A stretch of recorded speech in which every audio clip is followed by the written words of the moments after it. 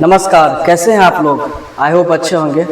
तो आज हम लोग इस वीडियो में बात करने वाले हैं जीडीएस बीपीएम का सैलरी क्या है, जीडीएस बीपीएम का क्या काम करना पड़ता है, वर्क प्रोफाइल क्या है, पूरा स्टोरी बताएंगे। ठीक है, आप लोग को पॉडकास्ट सुनना बहुत अच्छा लगता है, मतलब पूरा स्टोरी सुनना बहुत अच्छा लगता है जी। शुरू से लेकर लास्ट तक का स्टोरी आपको सुनना बहुत अच्छा लगता है।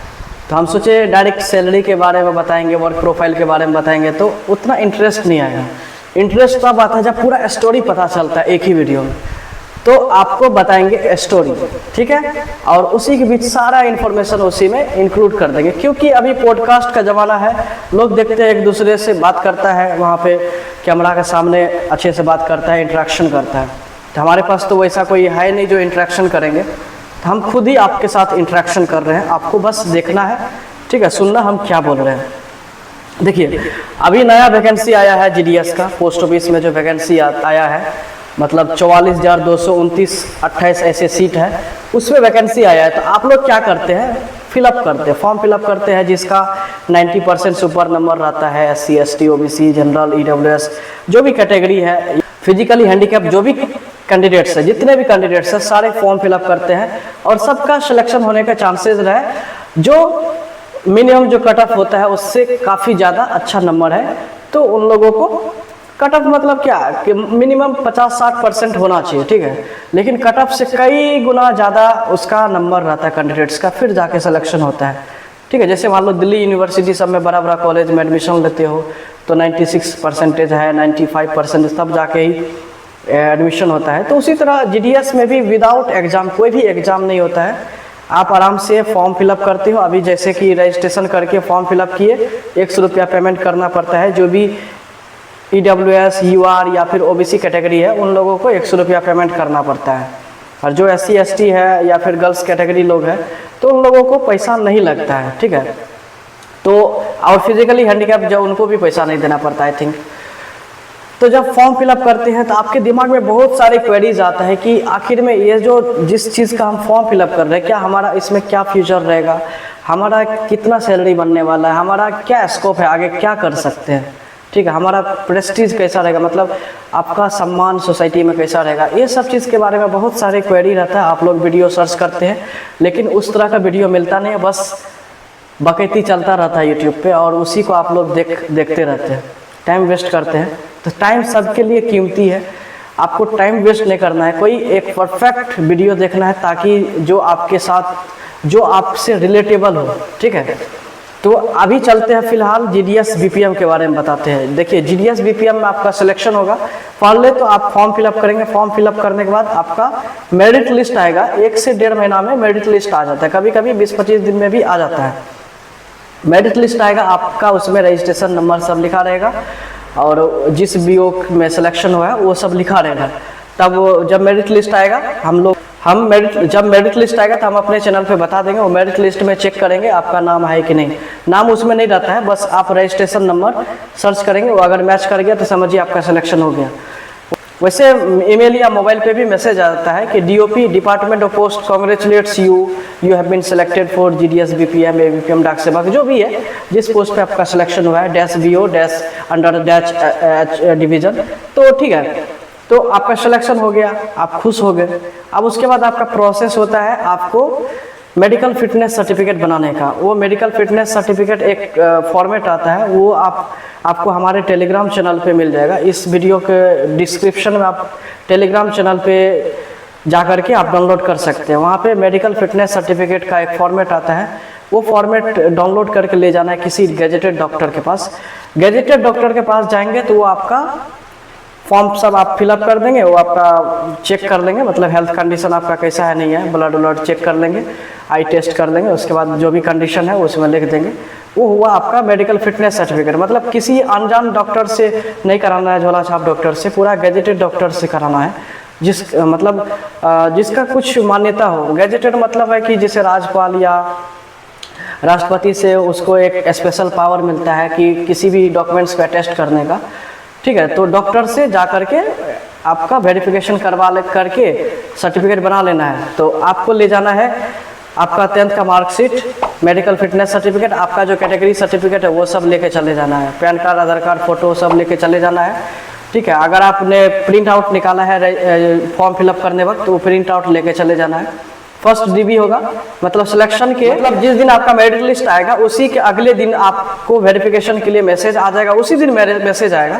मतलब जिस दिन मेरिट लिस्ट आएगा उसी दिन मैसेज भी आ जाएगा, अगले दिन आपको पूरा डॉक्यूमेंट्स रेडी करके चले जाना है। उसके लिए आपको 10 दिन का समय दिया जाता है वेरिफिकेशन में। 10 दिन का ही समय दिया जाता है वेरिफिकेशन के लिए। तो वेरिफिकेशन करा के आएंगे, जो भी डॉक्यूमेंट्स वहाँ पे रखेंगे, मतलब वो लोग रख लेते हैं वेरिफिकेशन के लिए ओरिजिनल वाला, तो आपको दे देंगे। सब कुछ टैली करेंगे। आपका जो ये डिजी लॉकर होता है, डिजी लॉकर ऐप आता है, गवर्नमेंट लॉन्च किया है, तो डिजी लॉकर से आपका मैच करेंगे और उनका जो पोर्टल है, जो इंडिया पोस्ट का जो जीडीएस वाला पोर्टल, उस पर भी वेरीफाई करेंगे आपने जो भी डॉक्यूमेंट्स दिया था क्या वो टैली कर रहा है, फिजिकली टैली कर रहा है कि नहीं। अगर टैली है तो आपको एक सर्टिफिकेट दे देंगे, हाँ, कि आपका ये डॉक्यूमेंट्स टैली है, ओके है।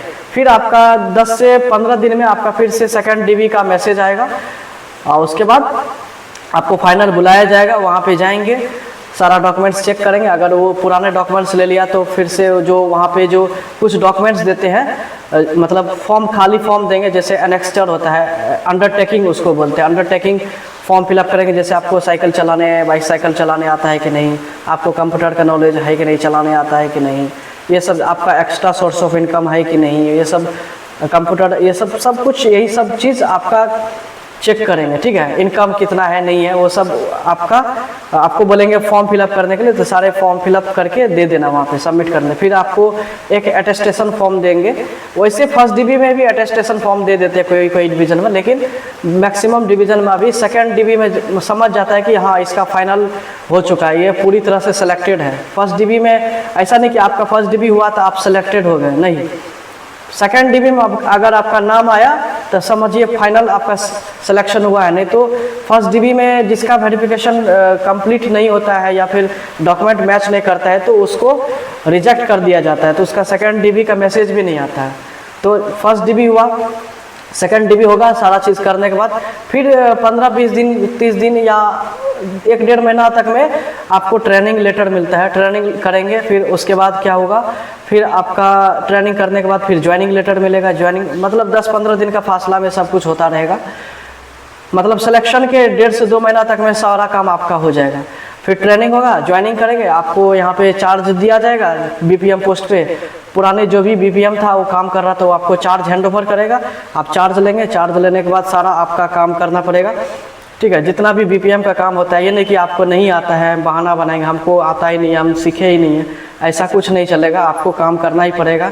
पैसा लेन देन का काम होता है, अकाउंट ओपनिंग होता है, ढेर सारे जो ऑफिशियल काम होता है बीपीएम ब्रांच ऑफिस में, सारा आपको करना पड़ेगा।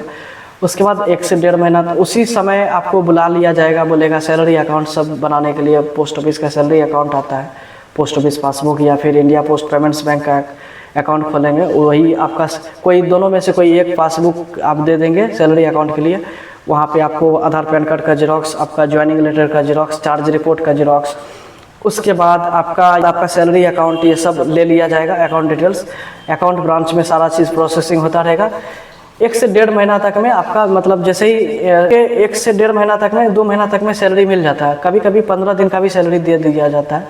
मतलब जितना फास्ट आपका प्रोसेसिंग होगा अकाउंट ऑफिस में, आपका जो जितना भी डाटा है उतना जल्दी आपका काम हो जाएगा, मतलब सैलरी मिल जाएगा। किसी किसी का 15 दिन का ही सैलरी मिलता है। मतलब जितना दिन महीना लास्ट तक में, जैसे मान लो अभी आज 30 तारीख है, तो जो 14 तारीख को या 20 तारीख को ज्वाइन किया था, किसी किसी का 10 दिन का भी सैलरी आ जाता है। ठीक है, जितना आपने काम किया उसका जोड़ करके दिया जाएगा। तो बीपीएम का बेसिक सैलरी मिनिमम जो बेसिक टीआरसी होता है, टाइम रिलेटेड कंटिन्यूटी अलाउंस जिसको बोलते हैं, 12,000 दिया जाता है। उसको लेवल 1 पे रखा जाता है। इसमें 4 घंटा का आपको ड्यूटी करना पड़ेगा।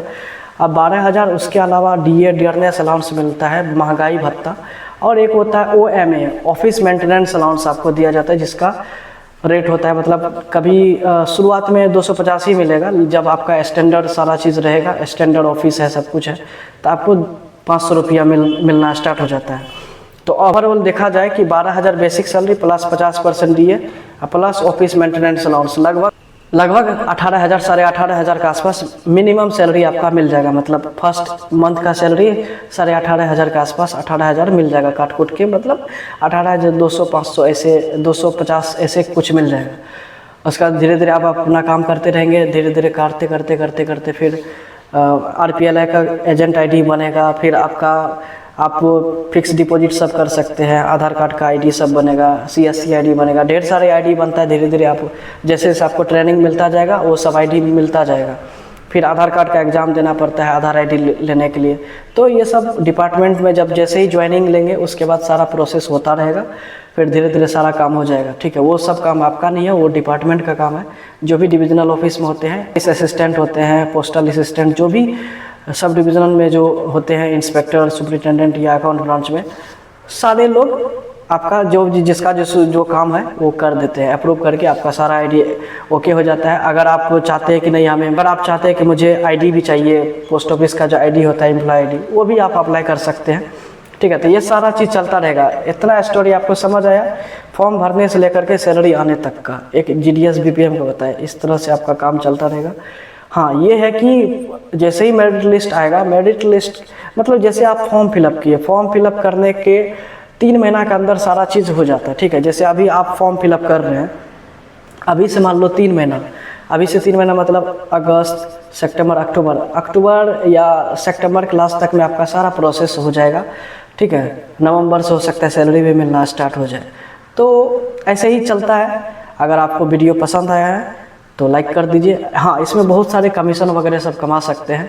ये नहीं कि 18,000 ही मिलता है, बहुत सारे कमीशन मिलता है मुझे जैसे कि मिलता है। ठीक है, अगर आपको पूरा डिटेल्स जानना है तो हमारे ढेर सारे वीडियो अवेलेबल है चैनल पे, जाके देख सकते हैं। चैनल को सब्सक्राइब कर सकते हैं। अगर आपको बहुत ऑथेंटिक इन्फॉर्मेशन लगा है तो ज़रूर चैनल को सब्सक्राइब कीजिए और हमें भी मोटिवेट कीजिए ताकि और आगे अच्छा वीडियो बनाए। चलिए यहाँ तक, तो चलिए यहीं तक वीडियो को एंड कर देते हैं। नमस्ते, जय हिंद।